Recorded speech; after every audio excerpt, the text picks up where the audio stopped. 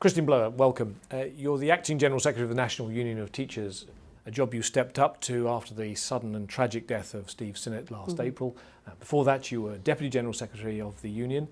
You grew up, I think, in Kingston upon Thames when you went to school, and then you became a modern foreign languages teacher in various London comprehensives. First of all, can I take you back to those school days in Kingston upon Thames? What sort of schooling did you have, and had that influenced your views of education? Well, certainly my schooling did influence me. I went to a primary school in Chessington, quite close to the zoo. My father died when I was 9, so I was brought up in a single-parent family.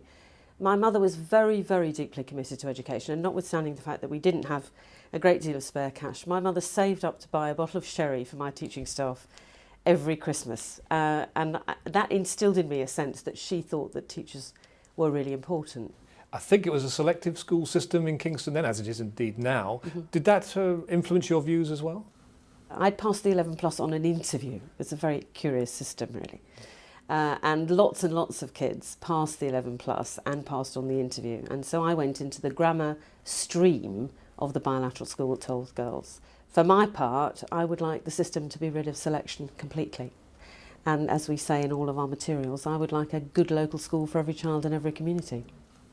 What, from your classroom experience, do you think shapes the way you look at things now, leading the large teachers' union?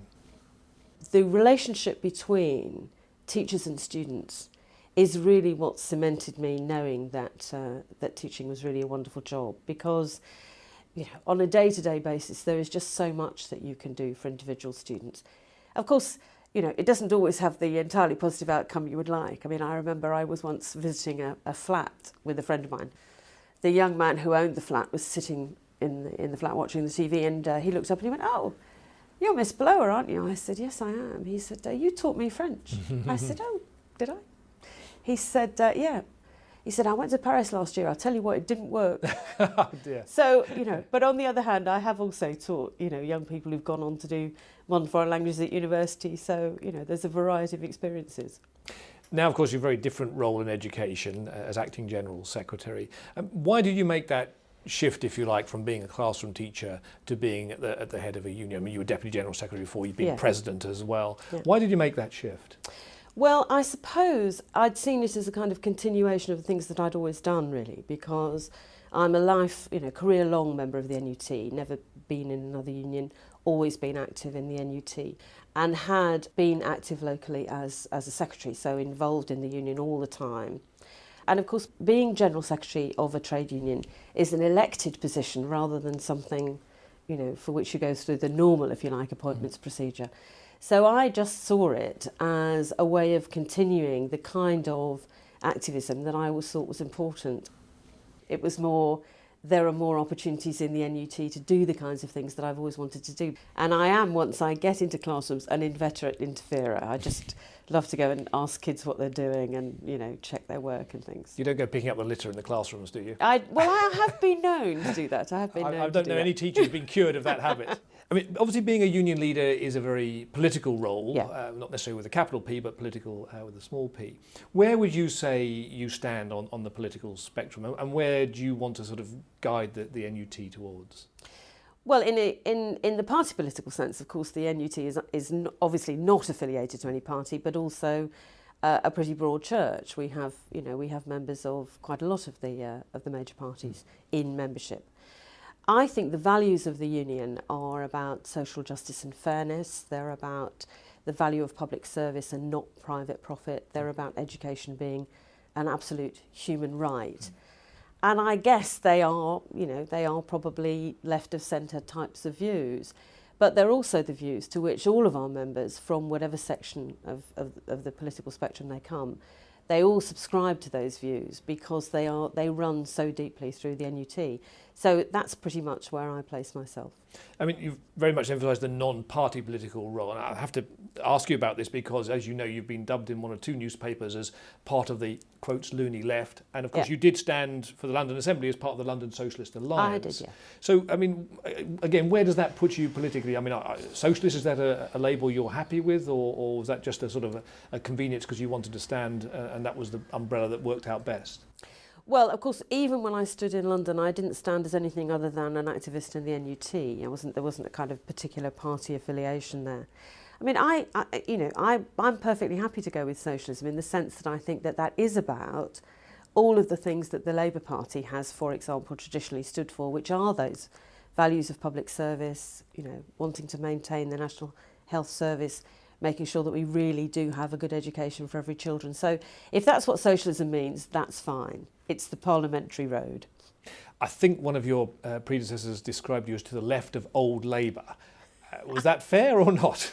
Well, of course, no one really knows where old Labour is anymore. I mean, I'd be very pleased if old Labour were more to the fore now, and I'd probably find myself somewhere in there.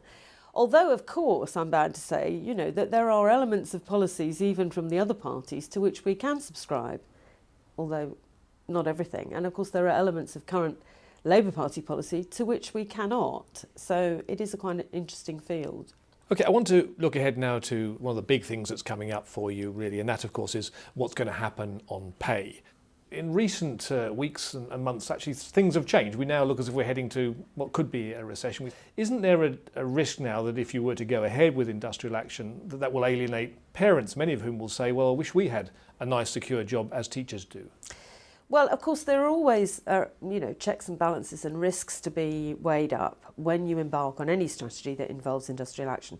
And we will be mindful of that. But as I'm speaking to you today, we absolutely believe that the case is justified on the basis that teachers' pay has gone down over such a long period of time, on the basis that we really need more people to come in, on the basis, for example, that our younger members are having to pay back their student loan at over 4%, but their salary is only going up at 2.45%. You must bear in mind that many of those younger members accrued additional debt so that they could become teachers. So that's a very poor way, really, to repay them. So there are absolutely clear reasons why it's completely justifiable for us to be balloting. How effective, though, do you think action would be? I mean, bearing in mind you had a one-day strike earlier in the year, but because the other teacher unions were not part of it, the impact was not so great. And of course, that was a pretty low turnout, about a third of your members. So if you've only got, say, a third of your members turning out this time, and you're only one of several unions who are taking the action, is that really going to work? There is a genuine sense across the public sector unions that public sector pay is being unfairly kept down and that this is having a poor effect on public services.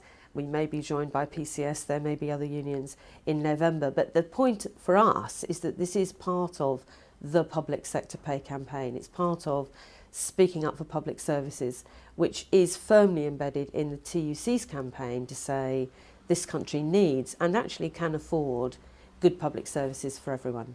Looking at some of the other issues that are very much at the forefront in education at the moment, what's your position on diplomas? Would you like to see them work? Would you like to see them replace A-levels and GCSEs as the original Tomlinson plan suggested? We were very, very much in favour of the Tomlinson plan, and actually we were not alone. I mean, there was a very broad consensus again on Tomlinson, but there is always the issue that there is insufficient time before things come in.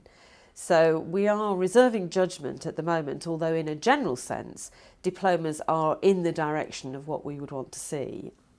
The problem is the agenda is if we have this, we get rid of the gold standard of A-levels and those kinds of things. What we really need is a proper and rigorous system of examining those things which are the kinds of subject areas and curricula which we think are appropriate. I must just ask, because I ask everyone this, what do you think diplomas really are? Because it's trouble getting an answer. Are they vocational? Are they academic? Are they applied learning? No one really is able to give a very clear answer. What's your effort at it? I mean, it's fascinating, isn't it, that no one, when talking about, for example, medicine, would describe it as vocational. And yet, it must be vocational par excellence, mustn't it? So there's a kind of tendency to assume that vocational is about carpentry and everything else is academic. I think the diplomas are about trying to make sure that we have rigour in assessing those things which children and young people choose to do in the later stages of their secondary education. Now, another thing I know that concerns the union is the government's national challenge schools, the picking out of that list of schools that are not getting, in their view, sufficient numbers of pupils through 5A to Cs. But aren't you in a dangerous position if you are seen to be defending schools that year after year are getting very, very low results? No one would defend schools doing less than their very best by the children whom they teach. No one would defend that. But what we did say was that announcing 638 schools are failing doesn't help. Now, we welcome, of course, the fact that the government was prepared to put additional money into those schools. We do welcome that. But if you make an announcement like that and you name schools, the government knows that there is a journalistic approach to this which will say these schools are not doing what they should do. Looking to the future now, I mean, can I ask you first of all, have you made a decision yet whether you would stand when there is the contest for General Secretary? Well, it's obviously it's a difficulty for me, isn't it? Because clearly the important thing to do is to get on with the job and to make sure that that Steve's memory and his place in the union were properly recognised. I should just say that we were very pleased that the government announced the Steve Sinnott Fellowship. And that's, I would say it was generous, but actually I think it's wholly deserved. So obviously, it isn't something that I was able to think about, while we've been getting on with what we've been doing. It wouldn't necessarily be appropriate for me to declare a candidature on the air on Teachers TV with you, but obviously I have it under active consideration, and when the nomination process opens, I will obviously be writing to members. Whether or not you are a candidate and whether or not you are leading the NUT in the future, clearly we're not that far off a general election. There could be a change of government.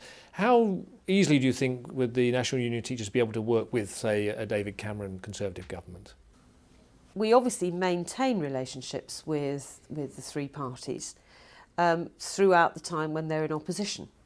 So what we would have to do is engage constructively on the areas that we think are of importance to us and our members in the Education Service, and see what their education policies look like at the time. It's incumbent, I think, on all trade unions to try and work with and influence whichever party is in power.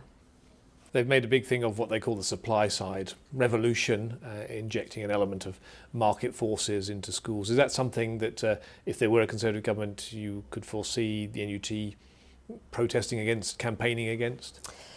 Well, we're not keen on the marketisation of education, as you won't be surprised. I mean, we're not keen on privatising public services. We're not keen on the market in education because we don't think it contributes anything positive. That's not to say that we don't want to work with business in certain constructive ways. It's perfectly reasonable for business to afford opportunities for people who are currently teaching to go and do secondments and see what the world looks like from a business perspective. So whatever your role in the union in the future, it seems it would be pretty busy. Would you be happy? You've got that determination to carry on battling, even if it may mean less time for your other great favourite activity of gardening? I do love gardening, actually, but because I live in London, I have a very small garden, so it doesn't have to take up an enormous amount of time. But yes, I have great enthusiasm, and I think I have the energy to make sure that the union keeps running all of the very important campaigns that we want to run.